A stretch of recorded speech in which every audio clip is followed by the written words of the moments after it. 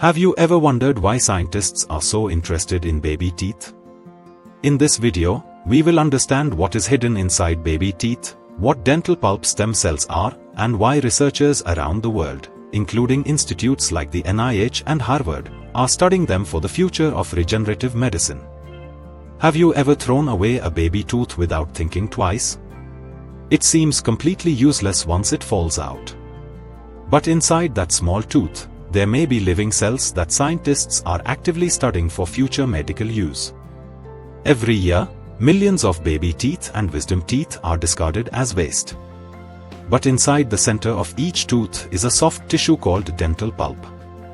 Within this pulp, researchers discovered special cells called dental pulp stem cells, or DPSCs.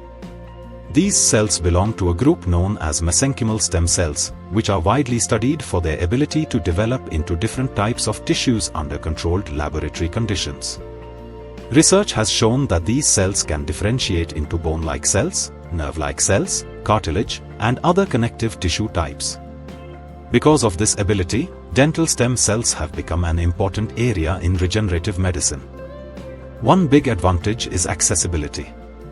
These cells can often be collected from naturally shed baby teeth or extracted wisdom teeth, which are usually discarded anyway. This makes them a relatively ethical and non-invasive source for research. Several leading institutions are actively researching this field.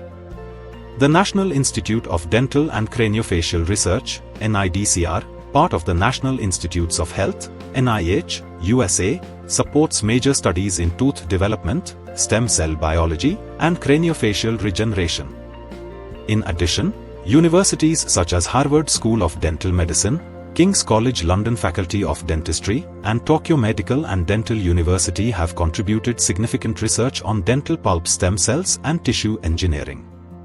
Scientists are currently studying whether these cells can help in repairing damaged dental tissues through regenerative endodontic procedures. There is also ongoing research into bone regeneration, especially for jawbone defects caused by injury or tooth loss. However, an important question remains. Can we grow a full new tooth using stem cells? The answer is still no, not yet. Although research is progressing, creating a fully functional human tooth with proper structure, nerves, and blood supply is still a major scientific challenge. This is where misunderstandings often happen. Some companies offer stem cell banking from baby teeth, suggesting future cures for many diseases. While the science is promising, most of these applications are still experimental. Major researchers and institutions emphasize that there is currently limited clinical evidence for widespread medical use of these stored cells.